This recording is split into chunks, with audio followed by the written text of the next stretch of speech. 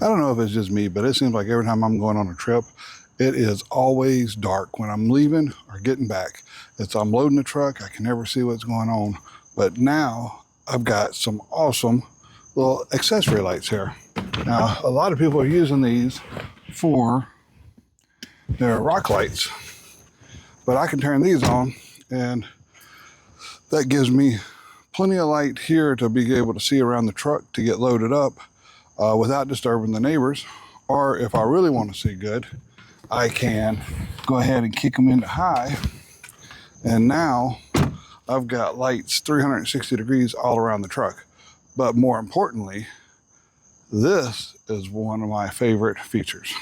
Lots of extra light to get back here and get hooked up to the trailer. I do have the backup lights, but I have this little tree over here and stuff, and so it can be difficult to see sometimes. Even with these lights here, they light up the whole yard to the side, but I still can't see my trailer.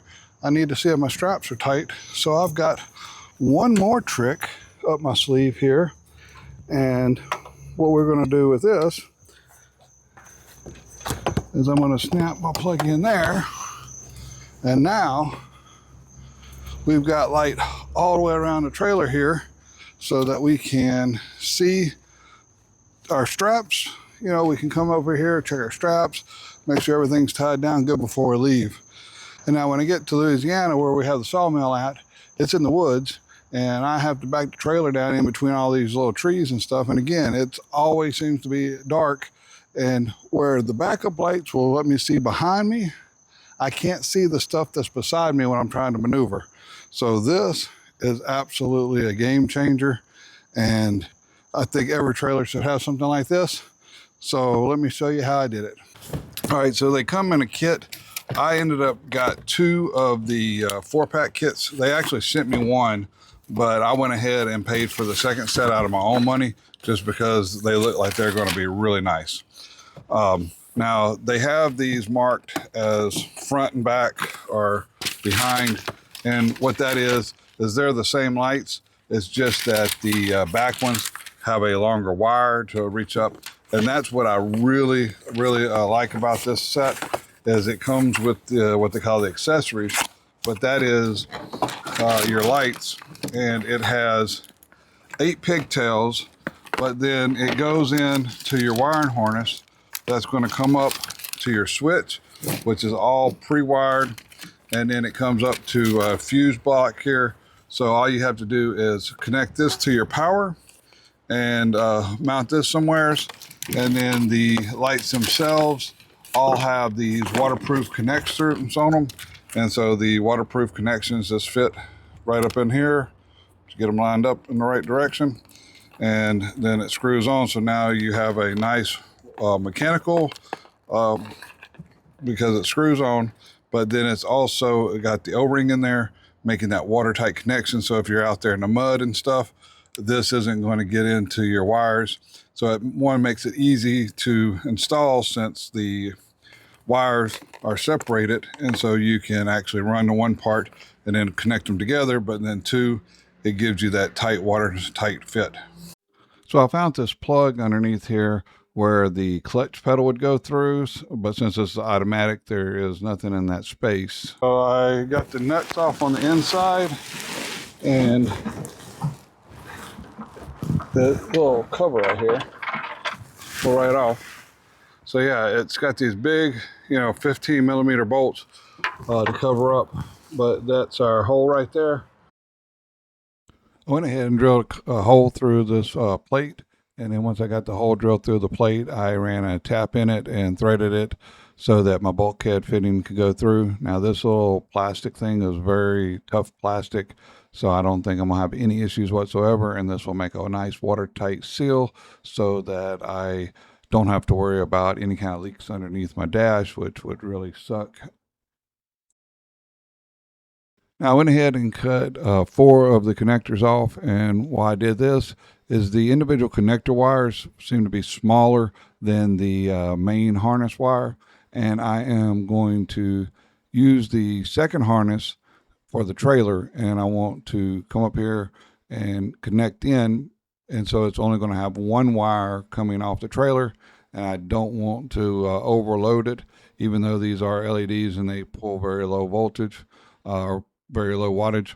I went ahead and spliced all these together, and that way I would carry the load over all four of the wires, and I wouldn't have to worry about these wires getting hot or messing up. Now I took the four wires that I had soldered together and then put them inside these solder heat shrink connectors. And then you just put some heat on them, and the solder inside will actually solder the two different harnesses together and make it a watertight connection. These things are fantastic if you've never used them. I mean, I really like these type of connectors. So now that I had the watertight connectors, all three of them done, I put all three of them inside of another piece of glued heat shrink that makes a watertight seal. This is kind of hard to find for me sometimes, but it's 3/4 inch down to 1/4 inch, and that way I can seal everything all in together. And I don't know, is this overkill? Waterproof connectors inside of waterproof heat shrink. So now then I just slid the little plate back over here and tightened up the two bolts. It already had the watertight seal there. And so now I do not have to worry about a leak inside. I owned a auto glass company for over a decade, and I would have people come in all the time swearing their windshield was leaking, and it would be where they had did wiring. And so maybe that's why I am so critical about making sure that I'm getting a waterproof, watertight connection from the engine compartment into the passenger car compartment, because I can't tell you just how many people will run a wire in, and then over time it will start leaking, or they'll push it through a grommet that's already there, which will then be able to let water in over time. Now, for me, I had this little tray down here for my center console, and I just pulled these two bolts out and was able to pull this little tray off, and that way I was able to get to the edge of the carpet. I pulled the little console piece off the front and the one next to the seat there, and that way it opened up the carpet here, and I was able to take a fish tape and run underneath it, and that way I was able to pull my wires underneath the carpet and install my switch into the small little console by the seat, and that way it is really invisible. You can't see it unless you know where to look at it, and if you do look down there, it looks almost factory installed because you're not seeing a bunch of wires, and that's what you want to do, especially if you got a nice truck. You want to make this thing look nice when you install it. All right, so this is going to be the number one tip you're going to get out of this whole video. This Permoplast modeling clay. So this is a tip that my daughter gave me. She works in avionics, and this is what they use when they're working on some commercial aircraft. And apparently, this brand is the best because she said that the purchasing department had bought a different brand for them, and they almost had a revolt there at the place where she works. But you just put a little bit of this on the end of a screwdriver socket, and your bolt will stick. You see how it just sticks right there on the end of my socket. It doesn't leave any kind of sticky residue. It's inert, so you don't have to worry about kind of electrical shorts or anything like that. So it's all around just a great tip to have. I've used different things over the years, but this is absolutely the best. So I'll be sure and leave a link down in the description for this particular brand. All right, lucky for me, my truck has this nice little fuse block right here, so I was able just to already have a bolt lug here to attach the wiring to.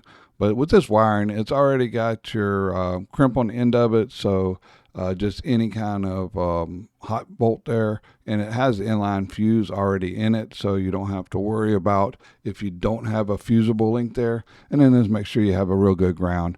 A lot of people think that they have electrical issues and they're always checking the hots, but a lot of times it's the ground that gives people problems more than it is the positive side. Each light comes with like two mounting blocks. One has got kind of a half curved cutout to be able to mount to a pipe, like on a roll bar or something, and then the other one is flat. So what I did is I put my two holes for the light and then I stuck my bolts up there with this little backing plate, and then that way I was able to line up my hole for the wire to go through, and was able to drill that and make sure that everything lined up perfectly. My big fat fingers, I was having a hard time getting the nuts on the back of these. So what I ended up doing, and especially since I was going right here in the plastic bed liner, is I wanted to make sure this thing was going to be secure. So I used some rivet nuts, and then that way I could just screw right into those rivet nuts, and then those rivet nuts would hold solid into this plastic, and wouldn't have to worry about, like, if I had just screwed into the plastic, it pulling the threads out. Now on the back here, I just mounted them right to this little flange, but I wanted to make sure I did not hit the wiring harness. You can see the factory wiring harness right behind there, but also with this being the factory wiring harness right there, I was able to zip tie the wires from these LEDs along the factory wiring harness. So as long as you stay attached right there to where the factory wiring harnesses ran, you're pretty much not going to have any issues with these wires getting caught and pulled loose on anything, or overheating, getting next to anything that turns, or too hot. So whenever possible, I always try to follow the factory wiring harness, and that way once these were installed, you could not see any of the wires, and it looked basically like they were factory installed. So I didn't have a tap that matched the threads or the screws that came with this here. So I did have a 832 tap and some 832 bolts. And this trailer is a heavy duty trailer, so it's like 1/4 inch I-beam here. And I just put it up, and instead of going through and doing the nuts on the inside, I just made a quick mark and drilled through the frame, and then I ran a tap in there, and then that way I could just screw the lights straight to the trailer frame, and that worked out for me. Probably should have taken maybe the time, and I could have went and got the proper tap to use their bolts, because they have those nice Allen head bolts that fit inside there. But I'm more for the utility, especially being here on the trailer. Wasn't as concerned as with the truck. I like the nice little stainless steel bolts that they had provided. But these worked just good enough for me here. I took the main harness from the back system, and I cut off the end of it and put the other side of a waterproof connector on there. That way I can screw this into where I had soldered the 4 wires that were coming off of the front harness. Once I got that with the soldered waterproof connection, I ran it to a plug. I will show you here in a second on the back of the truck where I mounted the plug. And then on the harness coming up to the plug, I had to obviously put the other end on there. And so once I got everything soldered, it was time to move back to the truck. And just for a little extra bit of protection, since I didn't have the waterproof connectors on the back of this plug that was just soldered right in, I went ahead and backfilled the back of the plug with hot glue. And that way, it should be fine, even if it was to get a little water up in there. But, I just wanted to make 100% sure that, I was going to have any way of anything shorting out. I just popped out this plug here that wasn't being used. I 3D printed a new one that fit the plug that I had bought for this application, and then snapped it back in, and it definitely looks factory and easy to mount. I just made sure I left myself the same amount of slack as I had for my other trailer wire, and then it was just a matter of plugging the 4 wires on the trailer into the harness. I still have the extra 4 plugs back there if I wanted to add a few more wires, but it was actually pretty much a piece of cake. So the first thing I did was I made this little 3D printed file that this is a lock and plug here, and so it just snaps on, it locks into place, so when I'm going down the road I don't have to worry about this dragging, especially if I let somebody borrow the trailer that doesn't have the light plug. And then this is the plug on the back of the truck, so I have the little dust cover there, and then this just slides in and snaps like that. Good tight waterproof fitting, and that's all it takes to hook it up. And then I put my little cover on, and it's perfect. Now, I will say that these are some of the easiest lights to install just because they have these waterproof connectors. And, you know, I made it a little bit more complicated doing the trailer, but I think that's going to be a real game changer, you know, whenever I'm backing in at night. You know, I don't do it every day, and so I don't have good video footage of me coming, you know, in through the woods and all. But when I do go up there once every month or two, it really is going to be well worth it. And I'm so glad I did this. Lasfit, I think, sent me a coupon code. I'll put it in the description if I do have one, along with the description of all the plugs that I used.